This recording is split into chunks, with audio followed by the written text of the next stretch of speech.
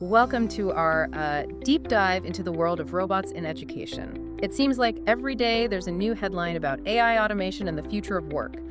But what about the future of learning? You've sent over a collection of articles and research about robots actually being used in classrooms right now, and I'm excited to explore this with you. It's a fascinating area. We often picture robots in factories, or maybe even in our homes someday. Mhm. But their presence in education is already changing how students learn and how teachers teach. And what's interesting from the sources you've shared is the sheer variety of robots involved. We're not just talking about those humanoid ones like Pepper, which I admit I still kind of expect to see serving me cocktails in a futuristic lounge. Right, those were attention-grabbing. But there's so much more happening beyond the flashy humanoid designs. Exactly. We've got robot building kits like Lego Mindstorms, which have actually been around for a while, but keep getting more sophisticated. And then there are things like telepresence robots, which essentially allow students to be present in a classroom even if they're physically miles away. I imagine those could be a game changer for students facing health challenges or living in remote areas. Absolutely.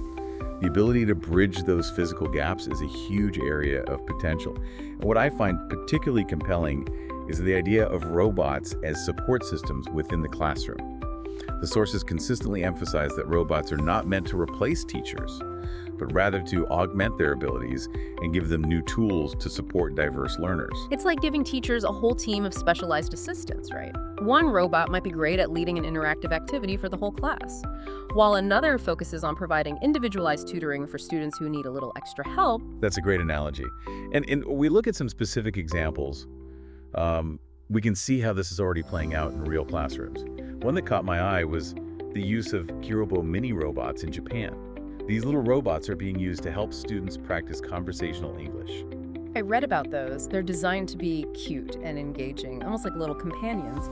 But there's a deeper educational strategy at play, right? Exactly. Research suggests that language acquisition is often more effective when it happens through social interaction.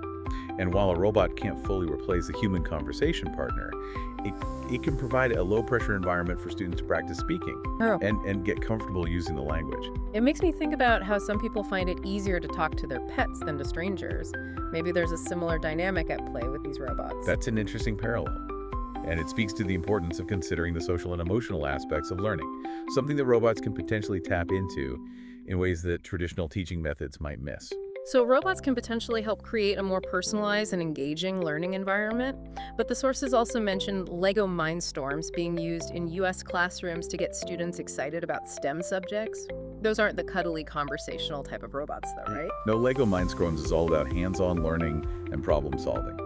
Students get to build and program their own robots, which allows them to experiment with engineering concepts and develop computational thinking skills. It's the perfect blend of play and learning. And that seems to be a recurring theme throughout these sources. Robots are being used to make education more fun and engaging, especially in subjects that some students might find intimidating or boring.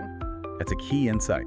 We know that motivation and engagement are crucial for learning, and robots seem to have a knack for sparking curiosity and excitement, particularly in STEM fields. And speaking of fields where robots are making a difference, one source highlighted the use of NAO robots in France to assist children with autism in developing social skills. It's amazing to see how this technology can be applied to support students with diverse needs. What's particularly promising about the NAO robot in this context is its predictability. Unlike human interactions, which can be nuanced and sometimes overwhelming for children with autism, the robot's behavior is consistent and programmable. This allows therapists to create controlled social scenarios and help children practice interaction in a safe and supportive environment. It's fascinating how robots can provide a bridge between the structured world of technology and the often unpredictable world of human social interaction. And it makes me wonder, are there any limitations to what robots can do in education? Are there certain areas where human teachers will always be essential? That's a great question, and one that leads us to some important considerations. It's true that while robots show immense potential, there are definitely areas where the human element remains irreplaceable. Teachers bring empathy, creativity, and adaptability to the classroom, qualities that are still difficult to replicate in robots. Makes sense. A robot might be great at delivering a pre-programmed lesson, but it takes a human teacher to recognize when a student is struggling, needs encouragement, or is ready for a more challenging task. Exactly. And there's also the aspect of social emotional learning. While robots can help with specific skills like practicing conversation or navigating social scenarios, human teachers play a crucial role in fostering students' overall emotional intelligence, empathy, and ethical development. So it sounds like the most effective approach is one that combines the strengths of both humans and robots. But of course, we can't ignore the elephant in the room, the cost. These robots, especially the sophisticated ones, can't be cheap. Is this just a luxury for well-funded schools? That's a valid concern, and the sources do acknowledge the issue of cost as a barrier to widespread adoption. However, it's important to remember that technology often follows a predictable trajectory. You mean like how computers used to take up entire rooms and cost a fortune? And now we carry more computing power in our pockets than was used to land on the moon. Precisely. As production scales up and technology advances, costs tend to come down. We're already seeing this with educational robots. Some of the simpler robots and building kits are becoming increasingly affordable, and even the more sophisticated ones are starting to see price reductions. That's encouraging, but even if the robots themselves become more accessible, there's still the matter of teacher training. Most teachers weren't trained to program robots or integrate them into their lesson plans. That's another important point. The success of robots in education hinges on proper training for educators. And thankfully, the sources highlight a growing number of initiatives aimed at equipping teachers with the skills and knowledge they need. So like professional development workshops specifically focused on educational robotics. Yes, exactly. And these programs are not just about teaching teachers how to code or operate the robots. They also focus on pedagogical strategies for effectively integrating robots into various subjects and adapting their use to different learning styles. That's crucial. It's not just about having the technology, it's about knowing how to use it effectively to enhance learning. But looking beyond the practical challenges of cost and training, what about the bigger picture? What does the future of robots in education look like? The sources paint a very optimistic picture. One recurring theme is the potential for even greater personalization of learning. That makes sense. We already talked about robots providing individualized tutoring, but it sounds like things could get even more tailored in the future. Imagine a robot that can not only deliver personalized lessons, Yeah. but also track a student's progress, identify areas where they need more support, and adjust the learning materials and activities accordingly. It's almost like having a personal tutor for every subject available 24/7. But where does the human teacher fit into this scenario? The role of the teacher is likely to evolve, but it remains essential. Think of it this way. Instead of spending their time on tasks that can be automated, teachers can focus on what they do best, building relationships, inspiring curiosity, and fostering critical thinking skills. So robots handle the routine tasks, and teachers can dedicate more time to the aspects of teaching that require human connection and creativity. That's a compelling vision. And it's not just about individual learning. The sources also highlight the potential for robots to enhance collaborative learning experiences. We briefly touched on robots as team-building coaches earlier. Could you elaborate on that a bit? Certainly. Robots can be programmed to facilitate group projects, encouraging students to brainstorm ideas, delegate tasks, and work together to solve problems. They can also provide real-time feedback on the group's progress, helping students learn valuable teamwork and communication skills. I can also see how robots could help bridge geographical and cultural divides in education. Absolutely. Imagine students from different countries collaborating on projects through the use of robots. They could learn about each other's cultures, practice language skills, and develop a global perspective. It's like those pen pal programs we had as kids, but on a whole new level. And it's not just about connecting with students in other countries, it's also about reaching students in remote areas or those who face physical barriers to attending traditional schools. Exactly.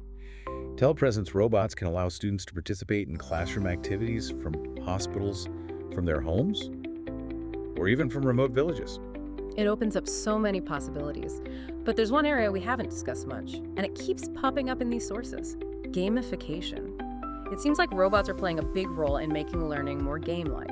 Gamification is a powerful tool for engaging students and motivating them to learn. And robots, with their ability to interact, provide feedback, and create dynamic learning environments, are well suited to bringing game-like elements into the classroom. So instead of memorizing facts from a textbook, students might be competing in a robot-led quiz show or solving a virtual mystery with the help of a robot detective. Exactly, and the learning happens naturally almost as a byproduct of the fun and engagement. It's a far cry from the traditional image of a classroom with rows of desks and a teacher lecturing at the front. Indeed. Robots have the potential to transform classrooms into dynamic, interactive spaces, where learning feels more like play than work. But before we get too carried away with all these exciting possibilities, it's important to acknowledge that there are potential downsides to consider as well.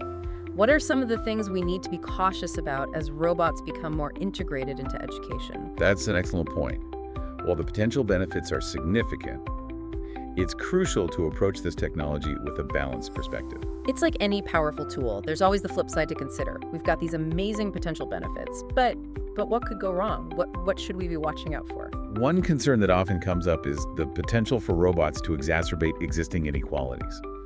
If access to this technology is primarily limited to well-funded schools, it could widen the achievement gap between students from different socioeconomic backgrounds. That's a crucial point.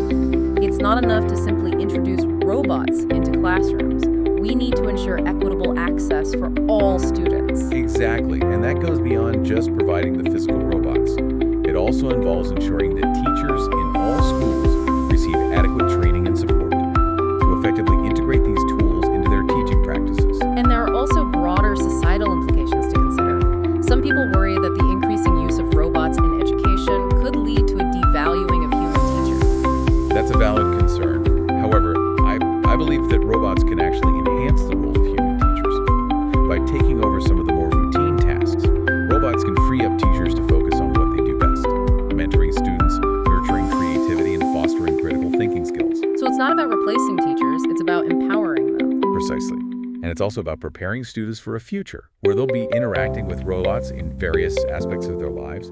By integrating robots into education, we're not just teaching students about technology, we're teaching them how to navigate a world where technology is increasingly ubiquitous. That makes me think about the importance of digital literacy and critical thinking skills. We need to ensure that students are equipped to not only use technology, but also to analyze its impact and make informed decisions about its role in their lives. Absolutely. It's not just about teaching kids how to code or operate robots. It's about teaching them how to think critically about the ethical and societal implications of technology.